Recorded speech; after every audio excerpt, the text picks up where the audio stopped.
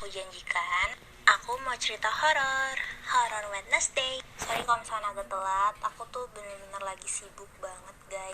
Bahkan aku nggak tahu kalau misalkan kayak besok tuh aku bisa nge-spam apa enggak. Oke, daripada lama, langsung aja yuk horor part 1. Jadi ini tuh ceritanya waktu aku pergi jalan-jalan ke Jepang sama keluargaku.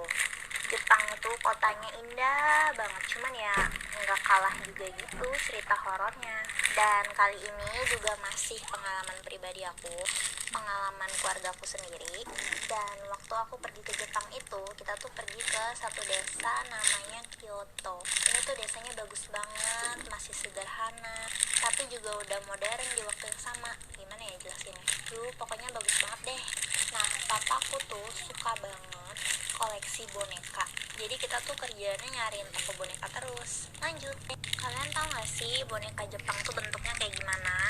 Yang berponi, terus rambutnya hitam banget, tapi mukanya putih banget, terus pakai kimono gitu. Kalian tahu nggak? Kalau nggak tahu coba search di Google aja ya. Nah, papaku tuh hobi banget sama yang namanya sejarah. Jadi patung-patungnya hero di zaman Perang Dunia tuh papaku tuh punya semua. Terus yang patung-patung cewek Jepang gitu, dia tuh juga koleksi gitu, yang dressnya macem-macem semuanya ada. Nah, selama ini kan biasanya nitip orang, karena kita beli sendiri pergi ke Jepang. Aku ngeliatin tuh proses beli bonekanya gimana.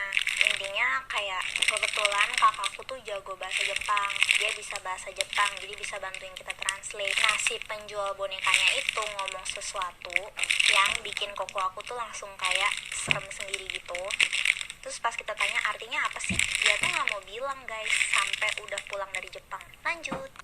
Oh iya, tadi aku lupa ngasih tahu. Jadi cara bungkus boneka Jepang yang cewek-cewek itu tuh nggak cuma sekedar pilih terus langsung masuk kantong plastik loh. Jadi bonekanya itu didoain dulu sama yang penjualnya, dan matanya diikat pakai tali merah dong, horor banget. Terus dia ngomong sesuatu yang serius gitu ke kita. Tadi kan ngomongnya bahasa Jepang ya, jadi kan kita nggak ngerti tuh. Nah, jadi kakak aku doang tuh yang ngerti. Ya udah, kita bodo amat lah, pikir mungkin itu tradisinya dia.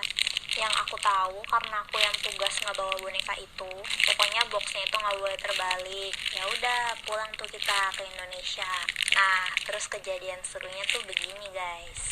Aku kan punya kamar sendiri, mama papaku punya kamar sendiri, jadi tuh aku jarang main ke kamarnya mama papa. Dan aku biasanya kalau pulang sekolah tuh juga langsung main ke kamar sendiri aja, nggak pernah mampir-mampir, orang nggak ada kebutuhan. Nah, terus suatu saat aku tuh harus masuk ke kamar mama papaku, dan jeng lanjut. Nah, kan kamar mama papa aku tuh dikunci, cuman tuh aku punya kuncinya gitu, aku bisa buka. Nah, sebelum aku buka pintunya, aku tuh bingung kenapa di dalam tuh berisik banget, kayak ada suara orang ngobrol gitu.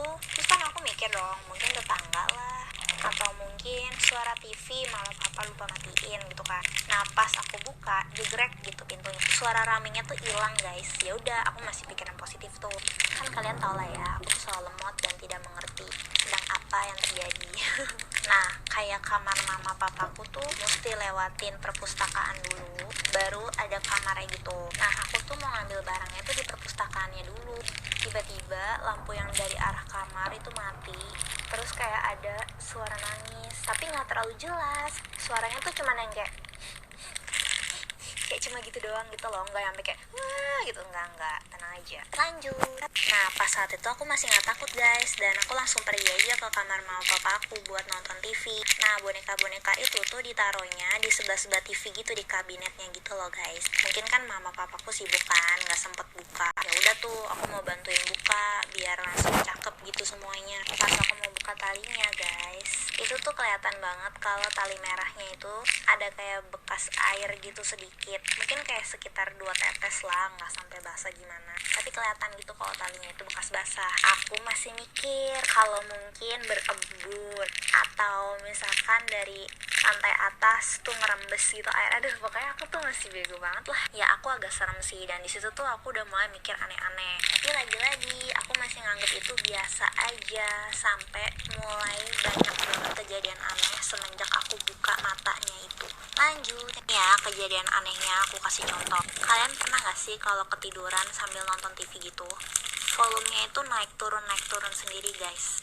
Gak apa-apa, udah biasa. Terus TV aku ntar nyala, ntar mati, ntar nyala lagi, nggak apa-apa.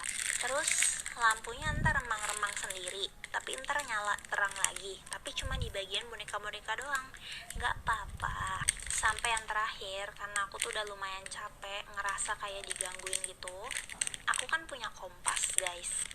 Pernah satu kali kompasnya itu aku taruh di deket TV, tapi nggak berhenti muter, bener-bener nggak berhenti muter, jadi kayak wing wing wing wing wing gitu guys. Sumpah aku tuh udah bener-bener nyaris pipis di celana. Bentar guys, tenang, ini belum klimaksnya nih. Nah terus semenjak banyak kejadian aneh kayak gitu, aku ngadu ke mama papa, aku ngadu ke kakak aku juga. Aku bilang, please buang semua boneka ini, aku nggak mau lihat mereka. Nah abis aku ngomong kayak gitu, malamnya aku tuh ngangkat telepon rumah, aku ngomong halo halo halo, udah kayak 5-6 kali ngomong halo. Tiba-tiba suaranya tuh kayak dari jauh banget. Suara apa? Iya, suara orang nangis. Tuh aku bener-bener langsung banting teleponnya. Aku bener-bener langsung gak mau lagi lihat boneka itu, boneka itu, karena aku punya lebih dari 5. Terus besoknya aku tanya kakakku, bener-bener tolong ya jawab jujur, waktu itu penjualnya ngomong apa sih? Kok waktu itu kamu gak translate ke kita? Ceritain sekarang. Terus akhirnya kakakku ceritain kalau ternyata matanya itu ditutup pita merah supaya dia nggak nangis karena jauh dari saudara-saudaranya. Karena penjual-penjual patung kayak gitu biasanya tuh ngedoain dan ngizinin buat arwah-arwah gentayangan buat tinggal di boneka-boneka itu. Mati gak? Dan kalau misalkan dia sampai nangis, harus hati-hati karena arwahnya bakal gentayangan di luar boneka. Bye!